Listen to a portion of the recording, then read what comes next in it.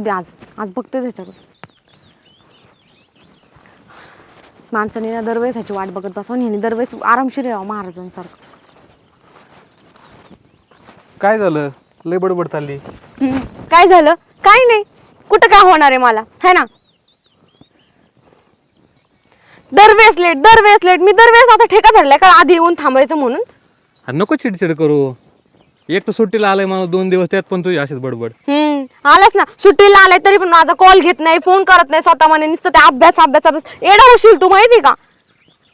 अरे मग आता परीक्षा तर पास करावं लागेल ना मला. अरे हो, पण काहीतरी टाइम टेबल आहे का नाही त्याला? पण कोणतरी वाट बघते हे तुला माहिती आहे का? अरे तू एवढी खंबीर असताना मी कशाला कोणाची काळजी करू? तेच करत जा. दरवेळेस तू चुका करायच्या, दरवेळेस मी म्हणायचं जाऊ दे, मी समजून घ्यायचं. अरे एवढ्याच वेळेस घे समजून. किती वेळ झाला यार हे? दरवेळेस मीच का समजून घ्यायचं? कधीतरी तू पण समजून घे ना. आणि आपल्या आवडत्या व्यक्तीला आपण टाइम काढावं नाही लागत तरी टाइम निघतो तो.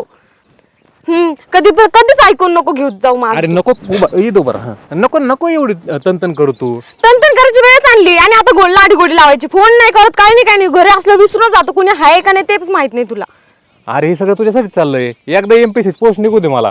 मग तेच कर. आता तू एक काम करू आपण. मी आता तुझ्यासोबत बोलतच नाही, मी तुझी वाट पण बघत नाही, कारण मी बावळट आहे ना. मला काही काम धंदे नाही किंवा मला स्टडी नाही, काहीच नाही. तुलाच एकट्याला सगळं आहे.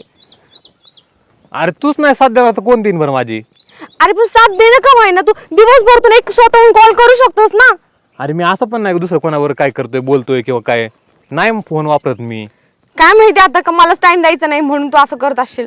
तो अरे बघ, तुला जर वाटत असेल ना आपलं सगळं व्यवस्थित व्हावं, तुम्हाला टाइम ऍटलीस्ट एक कॉल तर करू शकतोस ना दिवसभरामध्ये. बर माझं चुकलं. इथून पुढे तुला रोज सकाळी एक फोन करीत जाईन, मग तर बस. असं मागच्या वेळेस पण बोललेलंस. जाऊ दे, घे समजून. दरवेळेस मीच का समजून घ्यायचं? बरं मी घेतो आता इथून पुढं. जाऊ दे बाबा, माझं नाही परीक्षा निघाल तरी जमन. मी तसं म्हणते का? हे असं तुझं मी एक बोलले का तू एक दुसरा घेत जायचं, म्हणून मी काय बोलूच नको का? अरे नको बोल. जाऊ दे सगळं करतो मी आता. एवढं म्हटलं म्हणजे सगळं झालं.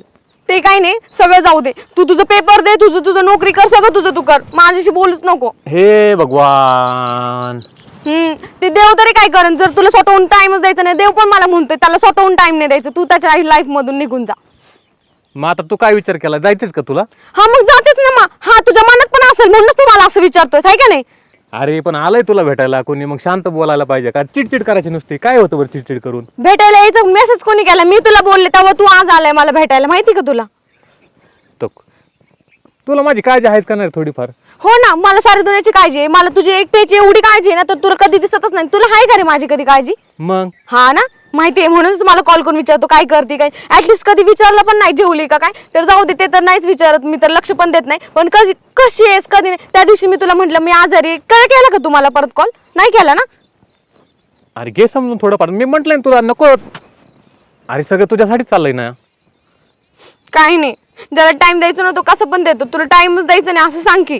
बरं जाऊ दे, तू यासाठी चल फिरायला येतं का तू? चल जाऊ आता आपण.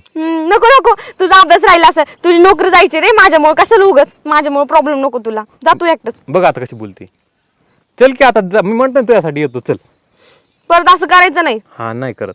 ते नोकरीचं होईल तेव्हा होईल रे. तू त्याचा अभ्यास कर, पण माझ्याशी बोलणं टाळून अभ्यास नको करू. तू तसा होणार नाही तुझं तशाने. माझ्याशी बोलत जा. बरं नाही करत बाबा.